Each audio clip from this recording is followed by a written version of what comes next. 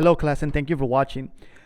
I'm going to review on this video question number 4 on part B of the free response section of the AP exam.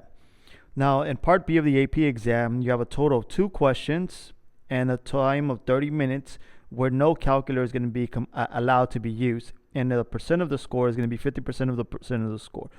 So we're going to focus just on one of these 2 questions, question number 4, which should take us then, in that case, since it's a total of 30 minutes for both questions, 15 minutes. Let's begin with this review by looking at last year's free response question of number 4. Now, and all these, again, questions are going to be very similar to this one example right here that we're going to review. Now, every question on number 4 is going to have the directions on the top where you're expected to make sure that understand that the trig functions are assumed to be in radians, that solutions must be real numbers, and determine the exact value for expressions that can be obtained without a calculator. So like these examples right here must be evaluated without a calculator. Unless otherwise specified, you can combine like terms of algebraic expressions, and they should be written in equivalent simplified form. And for each part of the question, you have to, more importantly, show your work, again, to get credit for this. So let's look at example A, question number 4, part A of this question. Part A of question 4 is going to have 2 subparts themselves. So we have part I and part double I. So let's look at what this question states. The functions g and h are given by these 2 separate equations here. And for the first part of AI, or the first part of A, we want to solve the equation g of x equal to 10. So let's look at the answer document and let's solve that question. So this is a sample for question 4, part A, and we're going to answer this question on this page right here. As you see, this is a sample of what the test booklet is going to look like. I'm sorry, where the answer document is going to look like.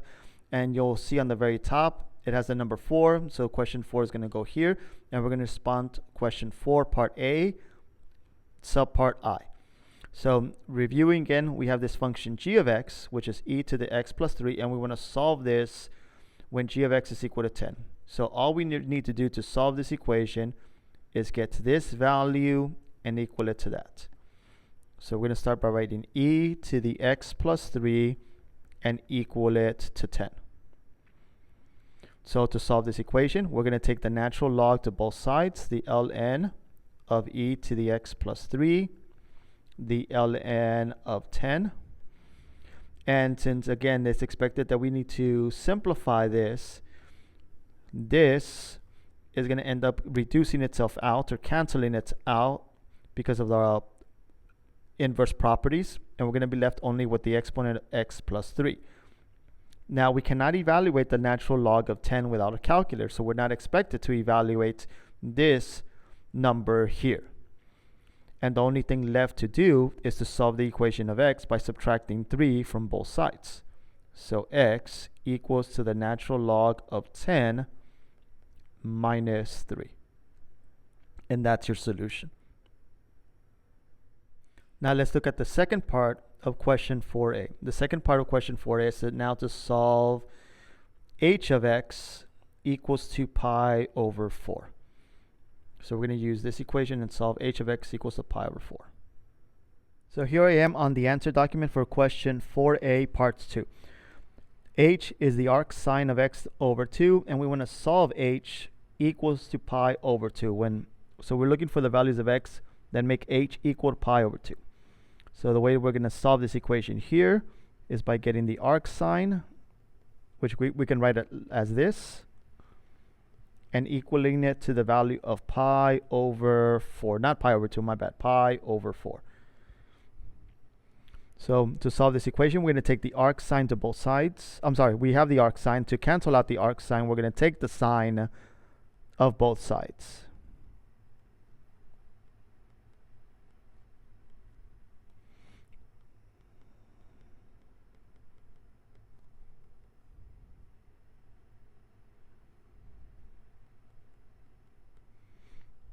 So I'm taking the sine of both sides. That's going to reduce the sine with the arc sine.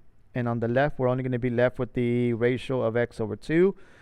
And on the right side, we have to evaluate the sign of pi over 4, okay? So here, I've written the table, and again, you should be able to generate this table to help you answer these type of questions for question number 4. We need to know what the sign of pi over 4, so we're using this table. The sign of pi over 4 gives me an output value of radical 2 over 2. So x divided by 2 equals the square root of 2 over 2. And then to solve this equation, we're simply going to multiply both sides by this denominator of 2. So 2 divided by 2 reduces, leaving us only with x. And that's going to do the same thing on the right side. This 2 divided by this 2 is going to reduce itself out, leaving us only with the square root of 2.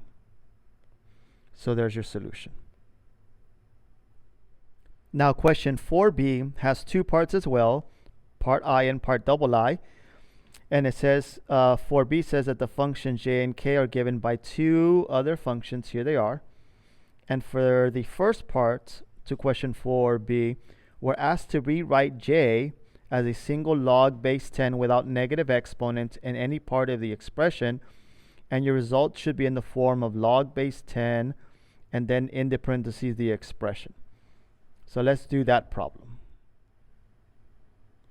So here I am on the second part on question 4b, part A on the answer document. And I've written down what the value of j is. And over here on the corner, I've written down these properties. I'm going to need these properties to answer this question. Since the objective is to write this as a single log, I have to use, again, my log properties. I have to use my log properties to condense it into one log. The first property we want to start off is with property number 3. That if any of the logs is being multiplied with a number that is not 1, we want to write that number as an exponent to what's in the parentheses. So as you see in this example right here, we have 1 log base 10. We have 1 log base 10. But here we have a 9 log base 10. So I want to start by first moving this up here and making it an exponent.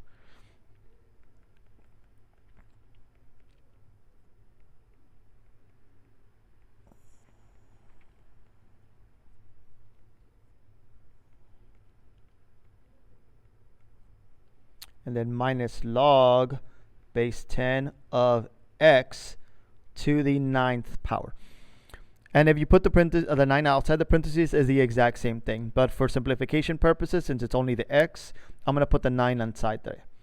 So now that we've done this step right here, okay, the next step is to use property 1 or 2 in order from left to right. So from left to right, notice that the first thing that we're doing is adding. So we're going to add 2 logs, and to add 2 logs, that means that we have to multiply the quantities inside the parentheses. So that means adding these 2, adding this log and this log, requires me to multiply this with that. So I'm going to multiply those values together. So that will be 1 log base of 10, and multiplying 8 with 2, that's 16. And to multiply x to the 5th with x to the 2nd, I'm going to add the exponent. So that's x to the 7th power. I'm going to bring down the minus log base 10 of x to the 9th power. And I can now apply the second property, that if I'm subtracting, I need to divide, again, the quantities are in the parentheses. So to subtract this log by this log, that requires me to divide those 2 quantities. So this is going to equal to the log base 10. And I'm going to divide 16 by 1, which is just going to be 16. And to divide the x's, I need to subtract the exponents. So 7 minus 9 is negative 2. Now, since the directions directly stated, let me go back to the directions. since the directions clearly stated that no negative exponent in any part of the expression is allowed, I need to rewrite this and eliminate that negative exponent. So I need to get rid of this negative exponent right there. Well, by the negative exponent rules of property, that simply means that I have to simply get the reciprocal of x. And the reciprocal of x would be 1 over x. And that changes our exponent to a positive value. So there is my answer, which can also be written as the log base 10 of 16 over x to the second power. And there, we've shown our work, and we've written this just using 1 log with no exponents anywhere in the expression. The second part of question 4b states to rewrite k of x as a single term involving tangents. Okay, so we're going to change this using only tangent.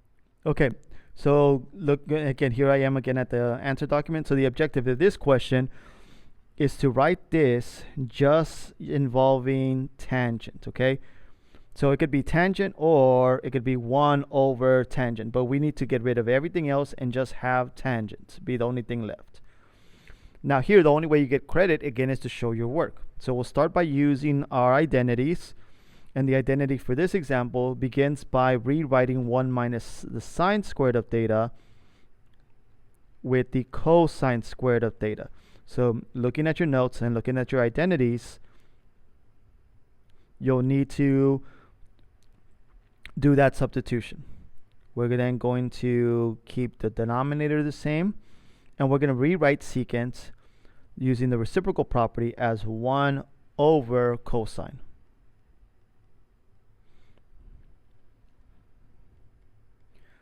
Now, since cosine squared is the exact same thing as cosine of x times cosine of x multiplied by 1, that's going to just give us that. And to multiply sine and cosine, we just simply write it as sine of x times cosine of x. Now, by doing that, we can clearly see that this 1 cosine can be reduced by this 1 cosine there as well. So that's going to leave us with cosine of x divided by the sine of x. Well, the ratio of cosine over sine, that's equal to cotangent of x. And well, since the question clearly stated that we want to write this again in terms of tangent, well, cotangent is the reciprocal of tangent. So that means that this is going to be 1 over the tangent of x. So there, we have shown the work that has written this expression involving a tangent of x by using, let me write the two identities that I used. The sine squared of x plus cosine squared of x equals to 1, which means that 1 minus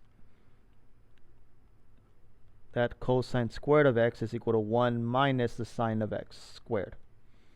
And the other identity I used is that the secant of x is the reciprocal to cosine, so 1 over cosine of x. Just like cosine of x is equal to 1 over secant of x, okay?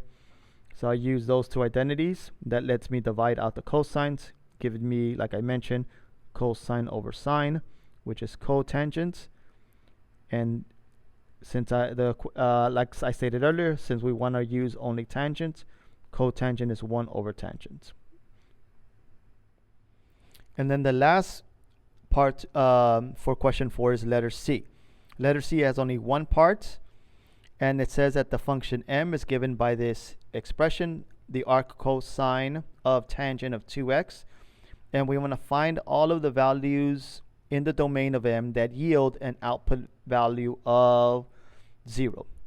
And what this question is asking, what this statement right here is stating, to find all of the values of m that yield this, is to solve for m of x equal to 0. So it's pretty much the same question as question A, part 1 and part 2 where we have to solve an equation. So let's solve this one. So here I am, and we're going to solve the following equation. M of x is equal to the arc cosine of the tangent of 2x. And we want to solve for the values of x where m is going to end up equaling to 0.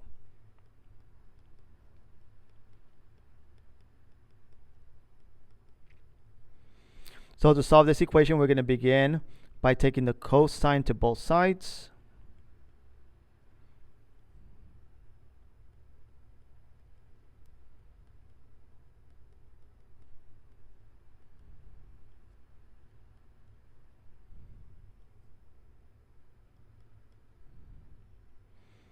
That's going to reduce out the arc cosines and the cosine, leaving us only with the tangent of 2x equals to the cosine of 0, and the cosine of 0 equals 1.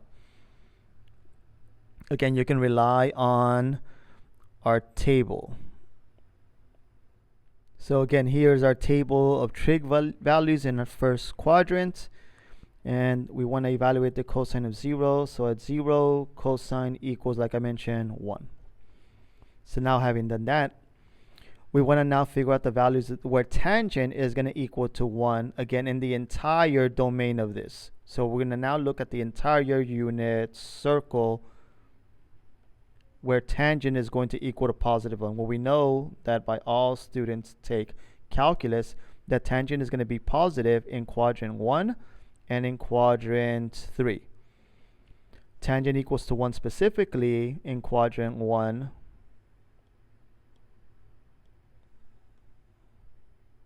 Tangent is equal to 1 at pi over 4. So we're going to look at pi over 4 in quadrant, and also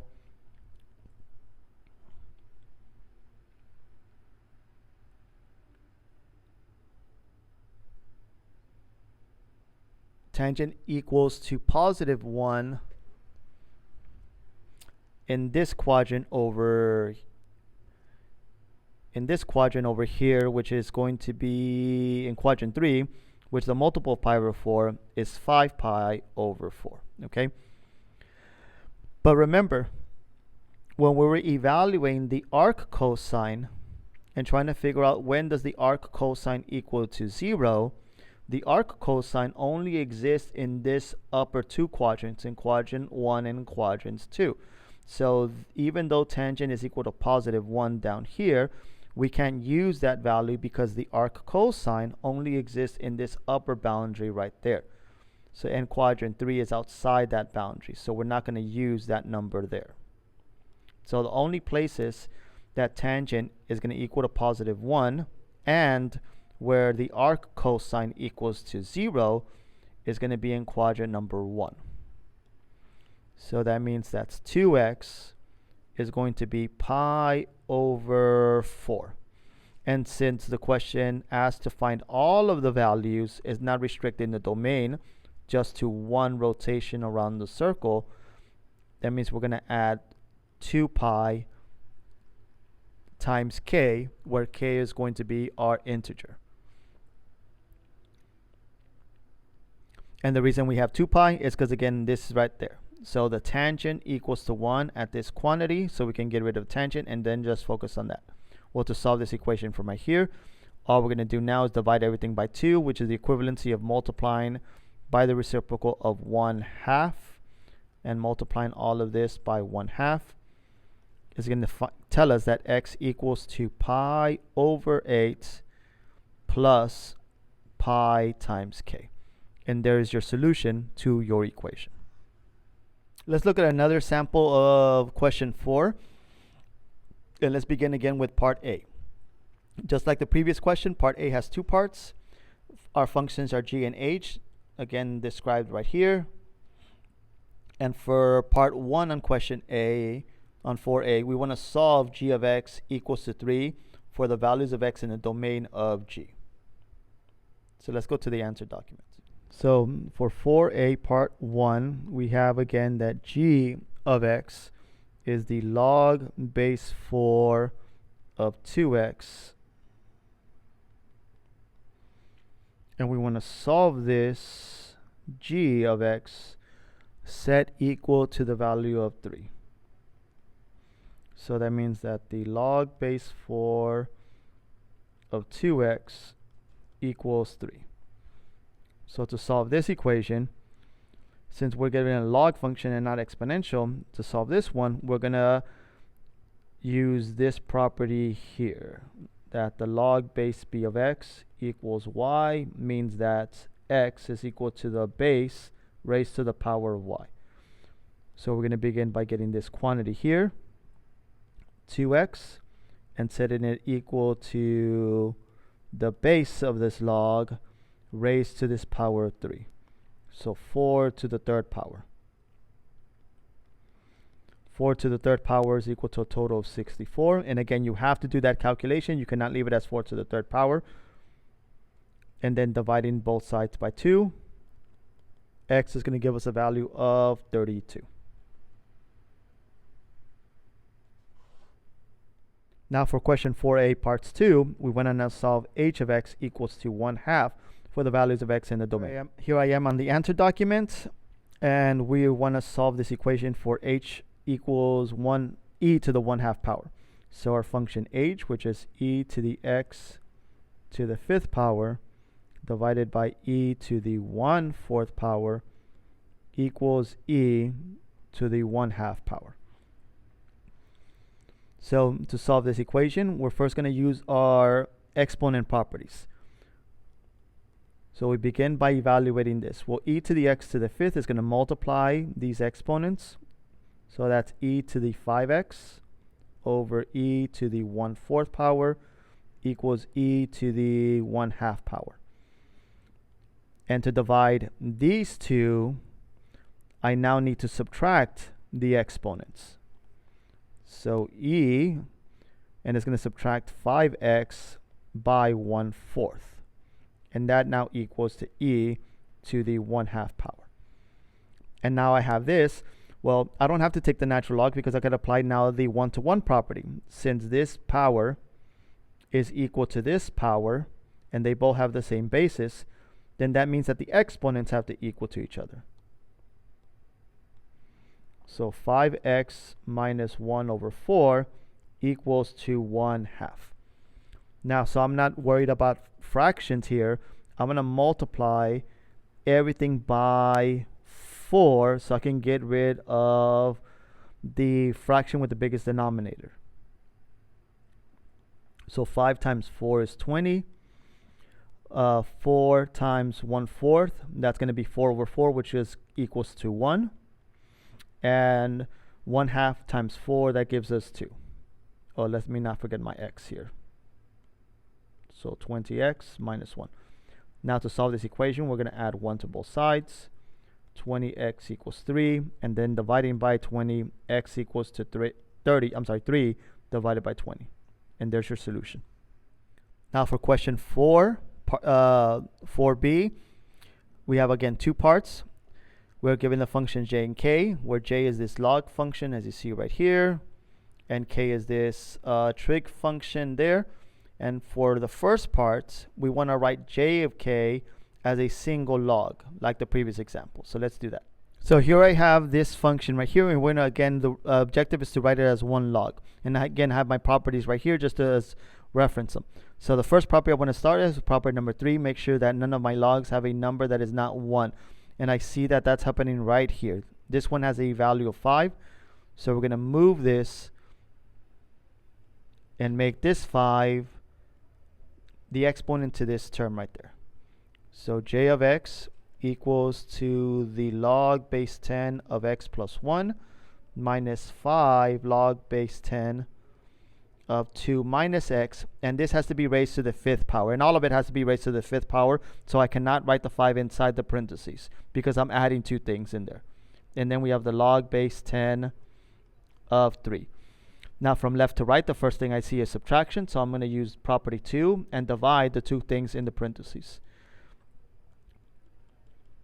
So that means that the log base 10 will divide the x plus 1 with the 2 minus x to the 5th power. we're now going to add the log base 10 of 3. And now because we're adding these two quantities, this log added with this log, we're going to multiply these two things by property number 1 right there. So j of x equals the log base 10 of 3x plus 3, because this is 3 over 1, so 3 gets multiplied with the numerator here, times 2 minus x to the 5th power. And if this number was a fraction, if this right here was a fraction other than 3 over 1, and let's say it was 3 over 2, I cannot multiply and distribute the 2 inside the parentheses because of this exponent of 5. I would have to write it as 2 times and then this expression right there. But because it's 1, well, I'm not writing the 1 out there, but it's technically 1 times this expression right there. I cannot technically distribute the 1 inside this parentheses because of this exponent of 5. But there you have it. There's your answer. And now for second part of question 4b, just like the previous question 4, we want to rewrite this trig function, but this time involving tangent and sine and no other trig function. So we want to eliminate everything and only use the tangent and sine, which again could be 1 over tangent or 1 over sine, or just sine over sine and tangent multiplied together. But it has to again use tan and sine. So let's do. So here we have our expression for k of x. We're going to begin by identifying that secant is 1 over cosine. So let's write secant as 1 over cosine minus the cosine of x over 1. Now I cannot subtract these two things because they do not have the same denominator. So I'm going to multiply both the numerator and denominator to the second fraction with the cosine of x. So that's going to simplify this, and it's going to make that into the following. We have the 1 over cosine right here, minus cosine times cosine is cosine squared of x, and 1 times cosine in the denominator is just simply the cosine of x. And there, now that we have the same denominator, I can now subtract the numerators. So this can be written as 1 minus the cosine squared of x divided by the cosine of x. Well, if I divide this out, that's just going to lead me back to that. So I don't want to do that. Well, I want to use my identity from the Pythagorean identity. That's sine of x squared plus cosine squared x equals 1. That means that 1 minus cosine is going to equal to sine of x. So I can substitute this with sine of x, sine squared.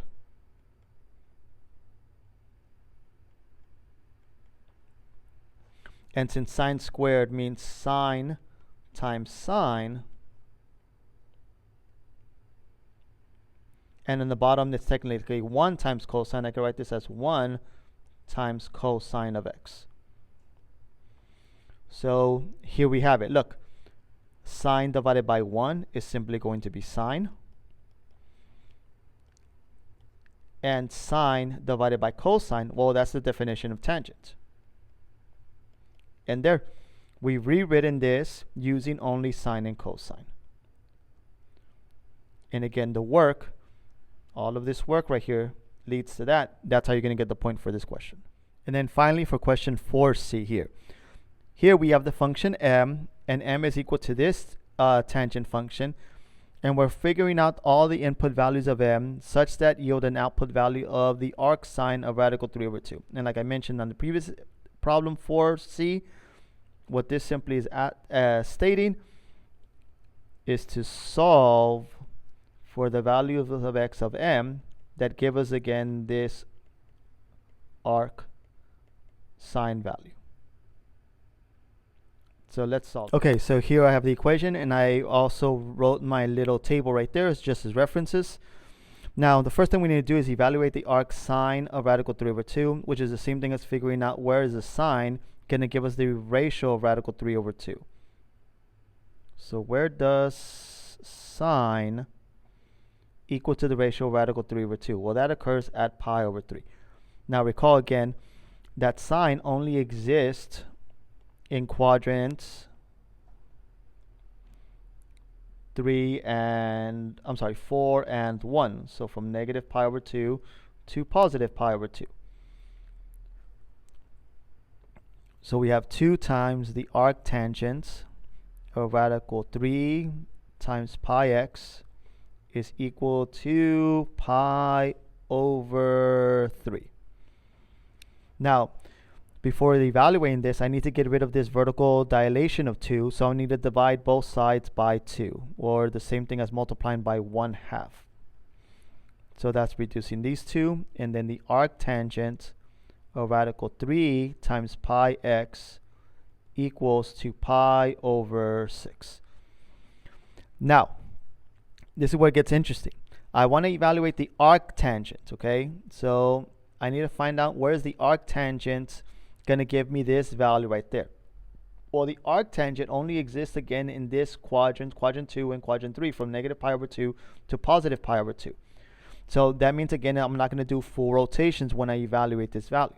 And to solve this equation, so now that I've said that, let's now solve this equation by taking the tangent to both sides. So here I would have to take the tangent to this side. And let me move this over. I would have to take the tangent to the right side. And let me put that in the parentheses. Okay. Therefore, this can reduce itself out. And the square root of 3 times pi times x is equal to the tangent of pi over 6. And now to find where does tangent of pi over 6, that equals to the value of 1 over radical 3. Okay.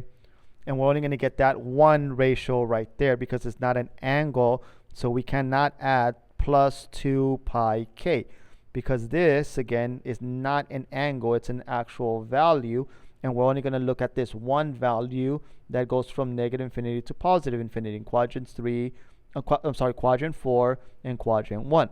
So no plus 2 pi k, like the previous example, is required. Now, to solve this equation for x, we have to get rid of both the pi and the 1 over 3. So I'm going to divide by pi and the 1 over 3, which is the same thing as multiplying by the reciprocal of pi and radical 3. So I'm going to multiply by the 1 over radical 3 and 1 over pi. So 1 over radical 3 and 1 over pi. So on the left side, this reduces with that, the pi reduces with that, leaving us only with x. And here we're going to end up with 1 over radical 3 times 3 is 9, so the square root of 9 and pi. And since we have to evaluate this, we cannot leave this as 1 over the square root of 9. We cannot leave this here. Let me highlight it. We cannot leave that. We have to simplify that because we can evaluate that without a calculator. The square root of 9 is equal to 3. So our answer is going to be 1 over 3 pi. Okay, let's move on and let's look at another example, question 4, part A. Here, again, we have the functions g and h, where g is the arc, 15 times the arc sine of x, and h is a log function, where we're subtracting two log functions. We want part 1 of question 4a says to solve g of x equal to 5 pi. So let's do that. Okay, so here I am on the answer document for question 4a, part 1. And we want to solve again the equation that 15 arc sine of x equals to 5 pi. So let's set that up. I also took the liberty of already writing in my trig table here for the first quadrant and the values of sine, cosine, and tangent in the first quadrant. And this is again the arc sine, so sine to the negative 1 power. So we're going to start by first dividing both sides by 15. So the arc sine of x, 5 divided by 15, that's going to reduce to pi over 3. Now recall that the arc sine, the y, which is the y coordinates on the unit circle, is only going to exist from negative pi over 2 to positive pi over 2. So had this been a negative number, then we would again be down here at negative whatever the negative coordinate is right there. Okay, so to solve this equation, we're going to take the sine to both sides. So the sine of the arc sine of x, and we're going to take the sine of pi over 3, where the sine and the arc sine are going to cancel themselves out, leaving us only with x. And using again our table, we're going to evaluate the sine of pi over 3. So sine and pi over 3, that gives us an output value of radical 3 over 2. So that's your solution to question 4, part A. Question 4A, part 1. Let's now continue with the second part to question 4A. We want to solve this equation h for h is equal to 1. So again, our objective here is to get the h equal to 1. So we're going to get our function h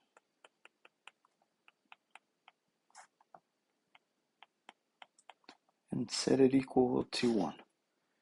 Now, since we are subtracting these quantities right here, these two logs, that means those two things here have to be divided. So we're going to rewrite this log of 10, this log base 10 of x minus 1 minus x, and this log base 10 of 4. We're going to divide those quantities in the parentheses. So we're going to write this as 1 minus x over 4. And that's going to equal to 1. And the reason for that is because we're subtracting those two, so we divide those two quantities inside there. Now, to solve this, again, now that I have this 1 log equal to this value, what I'm going to do is now get what's in the parentheses and set it equal to 10 to the power of 1.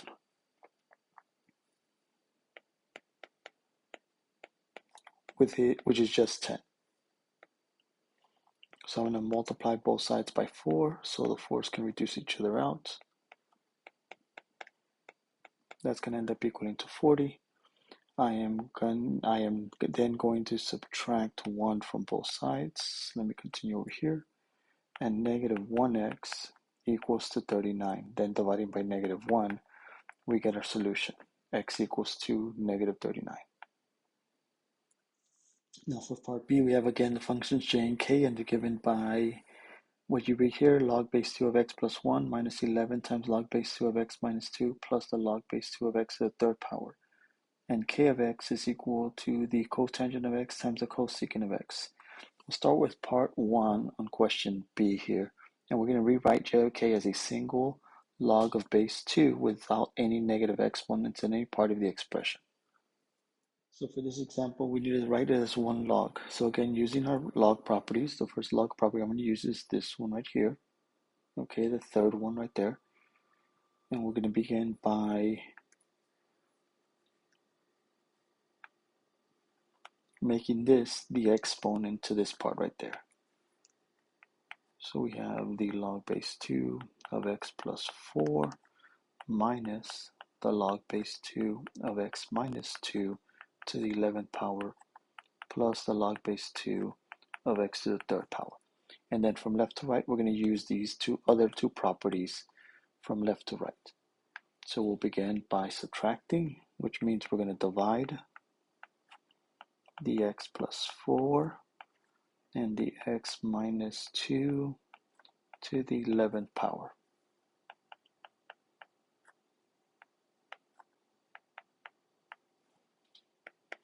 And now adding, we're going to multiply those two quantities. We're going to have the log base 2 of x to the third power times x plus 4 over x minus 2 to the 11th power. Or we can write this as the log base 2 of x to the third power, x plus 4, we can distribute that inside here and write this as x to the fourth power plus 4x to the third over x minus 2 to the 11th power. So we could also write it like that. And let me zoom in a little bit right here so I can delete this. Oh.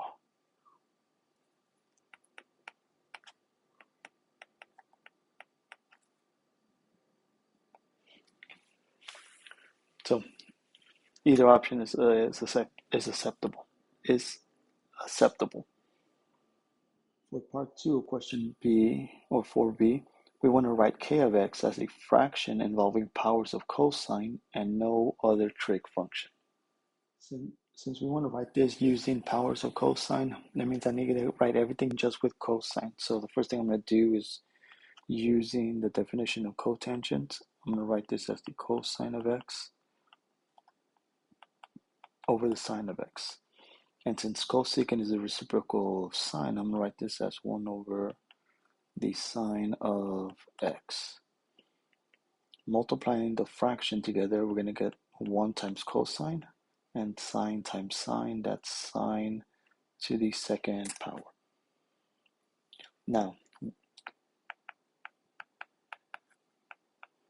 the one identity again that we need to know is this Pythagorean trig identity, that the sine of x plus the cosine squared of x equals to 1, which means that if I move this to the other side, sine of x will equal to 1 minus that. So if I make that substitution, because remember, I want to write this only using cosines. So this would be the cosine of x over 1 minus the cosine squared of x. And there, I have a fraction where I have no trig function other than cosine. It doesn't say anything about not using the 1 here. Okay, it just says I just want everything written in terms of cosine, and I do have that. And then finally, we have for part C, we want to have this function m, and we want to figure out the solutions, all the input values of m that yield an output value of 18. So the solution to this equation when we set it equal to 18. Now this one looks tricky because of the way that this is set up. Notice that we can't combine this and this, and there's no way of writing 18 as a power of 2 to the x, so we can use the one-to-one property of exponents. So what we're going to do here, we need to be real creative here, and we're going to do a little substitution. We're going to let 2x, 2 to the power of x, equal to the variable y. Okay, so by doing that, I'm going to replace this, highlighter. I'm going to replace this and that with the variable y. Now, if I do that, my equation looks like this. Y to the second power, y to the second power minus 3 times y equals 18. And this looks like a polynomial equation. So if I move everything to the left side of the equation, y to the second power minus 3 times y minus 18, set that it now equal to 0, I can solve this polynomial equation by using factorization. So you have this one again required this little trick here in order to see that this is going to be a quadratic equation. Now by substituting in the values, this is going to be y, negative times negative is positive, and the factors of 18 that give me 3, well, it's going to be 6 and 3. So that means that y minus 6 is equal to 0, and y plus 3 is equal to 0. So y is equal to 6, and y is equal to negative 3. Now, unfortunately, this is not going to be the solution because, remember, we made this trick substitution and replaced the y with 2x. So this is the time where we put it back into that value there. So 2x is equal to 6, and 2x is equal to negative 3. Well, from here, this is not going to have a solution because there's no way the base 2 can ever equal to a negative value. So this one has no solution. Remember, the domain for our power functions, our exponential functions, b to the x, our value has to always be greater than 0. We can never end up with a negative number. So that's going to have no solution. So let's figure out what the solution to this is. Well, for this, we just simply have to take the natural log, not the natural log, I'm sorry, the log base 2 of both the left and the right side. And that's going to cancel out the base of 2 and the log base 2, leaving us only with x. And our solution is this. So there's your answer. Now this trick can also be applied again with trig functions. So let's say that the function was this instead. I'm going to write it on top, okay? Let's say it was the sine squared of x minus 3 times the sine of x equals to 18. Again, since you can't combine these two terms here, because this is sine to the second power or the sine of x to the second power like that, you can't combine it with this term. So using this trick and saying that sine of x was going to equal to a variable y or some other letter that you want to use, not x, because it's going to make things too confusing, then you can realize that, oh, you have a polynomial equation, and then you just simply use factorization. You do have to, though, recall and remember that because you did the substitution right here, when you factor it out and you get to this point right here, you have to plug back in your value of, in this case, would be sine of x. So the sine of x is equal to 6, and the sine of x will equal to 3, and then you solve again your trig function following your trig rules. So here's the last set. For a, we have the functions g and h, where g is the log base 5 of 4x minus 2, and h of x is equal to the arcsine of 8x. For the first part of 4a, we're going to solve g equal to 3. So here I already have the function set equal to 3. So in this example right here, in order to solve this log equation, remember we're going to start by getting this, what's in the parentheses, 4x minus 2, and setting it equal to 5 to the fifth power. I'm sorry, to the third power. Now, non-calculated portion, remember 5 to the third power means 5 times 5 times 5, which is 25 times 5, which is 125. You will not have the calculator for this portion, so you need to make sure that you multiply those numbers correctly. And then solving the equation from here, well, it takes 2 steps. We're going to add 2 to both sides, so we get 127. We're going to divide by 4, and here's our solution. And that's it. Now for part 2, for question 4a, we now want to solve h of x equal to pi over 4. Now recall, on the unit circle, since sine is equal to the y-coordinates on the unit circle, the arctangent, the range of the arctangent is only going to exist from negative infinity, negative pi over 2, to positive pi over 2. So only in these two quadrants right there. So to solve this equation, we're going to take the sine to both sides. We take the sine to the left side.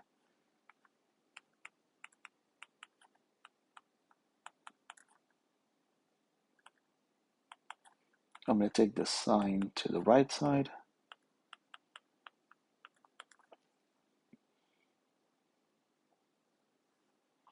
This will reduce these two things out, leaving us only with 8x is equal to the sine of pi over 4. Well, the sine of pi over 4 is radical 2 over 2. Okay? Now, if this was negative, since again, that would be the only option. Since arc sine only exists from negative pi over 2 to positive pi over 2, the only thing we could also equal it to is negative sine. But it's not, so we don't have to worry about that. We're going to end up with this. All we have to do now is divide both sides by 8, which is the same thing as multiplying by 1 over 8. And x equals to the square root of 2 over 16.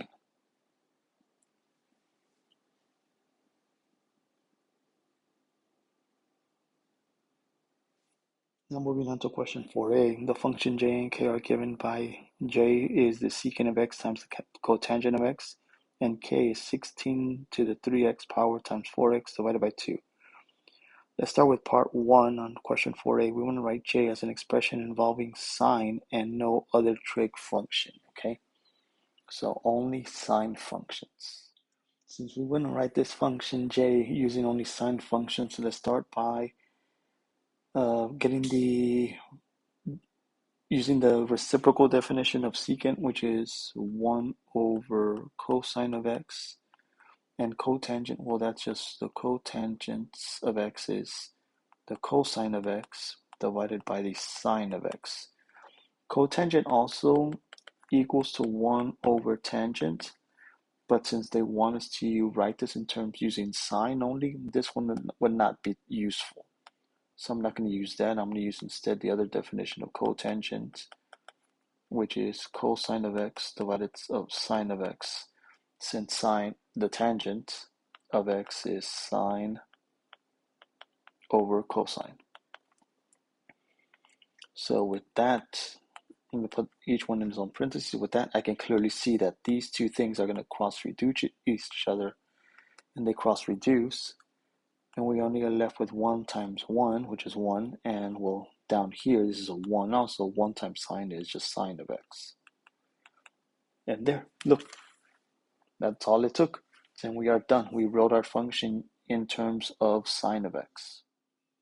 Part 2 of question 4b might be a little bit more challenging because we want to rewrite the expression in the form of 4 to the ax plus b power, where a and b are going to be constant. So we need to use an exponential function expression where our base is 4. Okay, so we want to write this again in terms of only a power with only bases of 4. Well, we know that 4 to the second power is equal to 16, so we can make that substitution here. Okay, so that's pretty obvious. However, how can we do this with 2? Well, I know if I take the square root of 4, that is equal to 2. And the square root of 4 is the same thing as 4 to the 1/2 power. So I can make that substitution.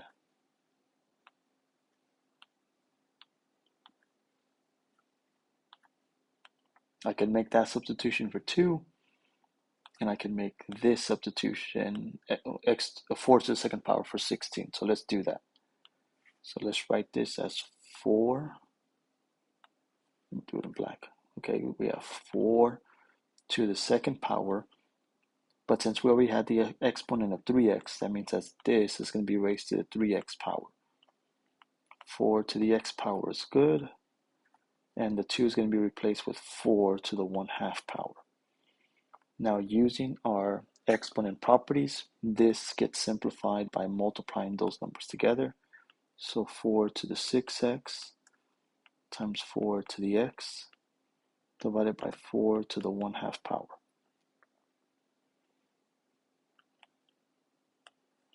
Now we're going to write this the following way. To multiply these, I'm going to add the exponents. So this is 4 to the 7x divided by 4 to the 1/2 power. And now to divide this, I subtract the exponents.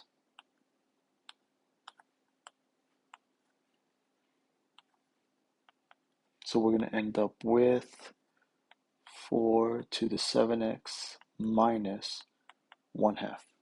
And there, we concluded and we completed the objective to rewrite this as an expression of 4 to the power ax plus b, where a and b are constants. And that is true. Constants doesn't mean whole numbers, it just means, again, a number. And that's exactly what we have here. We have the constant of 7 and the constant of 1/2.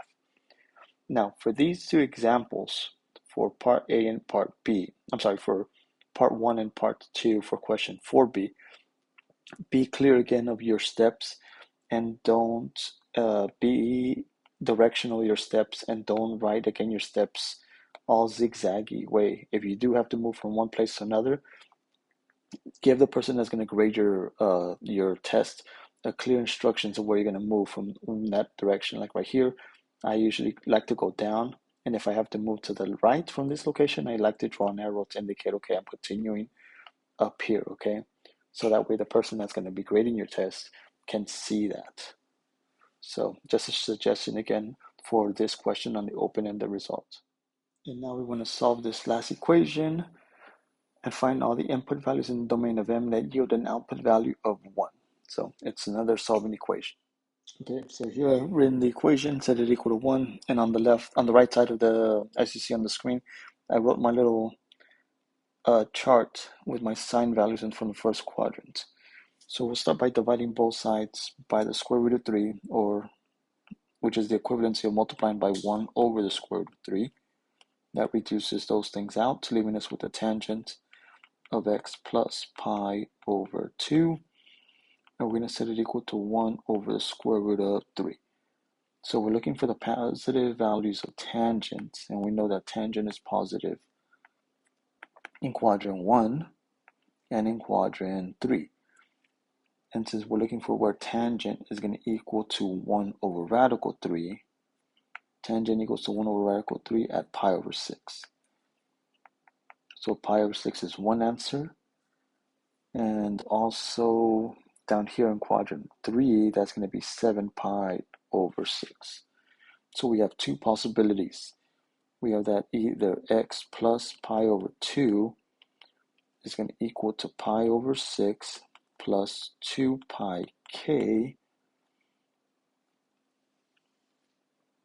or where k is going to be an integer, or x plus pi over 2 is going to equal to, and the pi over 2 again is because of this right there, okay? I took the arctangent of both sides, so I could cancel this out, and I took the arctangent of this side.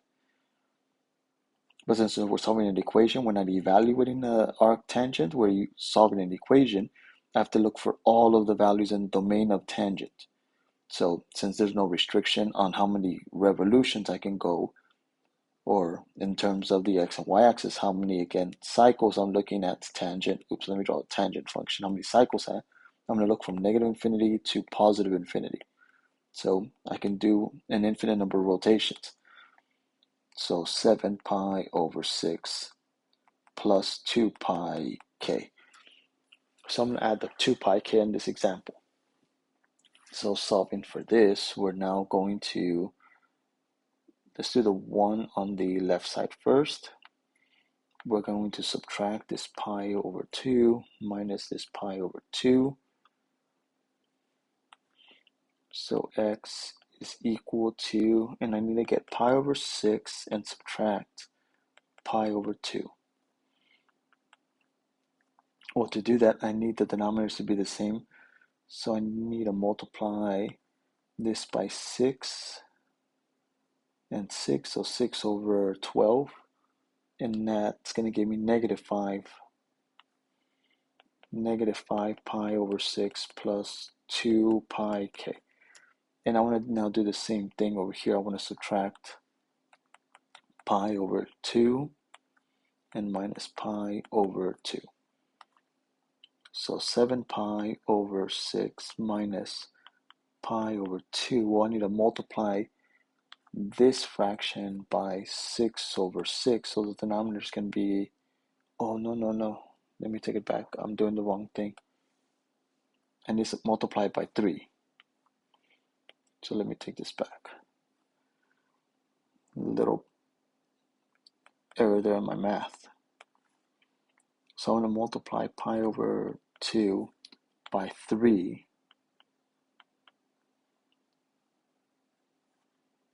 And by doing that, this is going to become 3 pi over 6.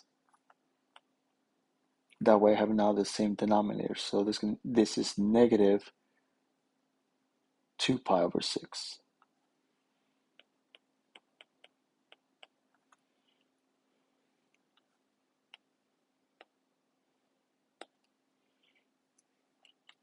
And so now I expected to simplify expressions. Like right here, I cannot leave my answer like this. The expectation is to reduce, again, when I have a common factor. So this is going to become negative pi over 3 and the plus 2 pi k. The 2 pi k doesn't get, again, changed. It doesn't get affected at all because we're just simply subtracting the pi over 2. So it's only going to combine again with that term since this one has a k. And the same thing over here. Since this one has 2 pi k, that's just talking about how many times I'm going to revolve it around. The only time you usually mess with this is like if I was dividing. But since I'm adding, or in this situation subtracting, that's only going to affect again the original angle I had, not the number of times per revolutions. So now let's do the exact same thing, and let's multiply pi over 2 again with 3. So we're going to end up with 3 pi over 6. And 7 minus 3, that's going to be 4. So x is equal to 4 pi over 6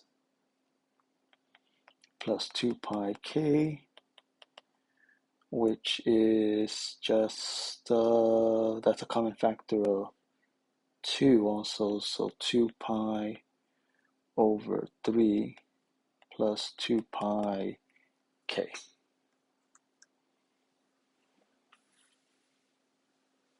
So there is your solution. Okay, so that concludes again your review for question 4 on the free response section, the non-calculator free response section of the AP exam. Now for homework tonight, you have 8 problems to work on, again, that are examples of these. Some are just as simple, a little bit more difficult. Some are a little bit more difficult than these. But I will count this again as a quiz grade. So make sure that you get this complete, and I hope you have a great day. Goodbye.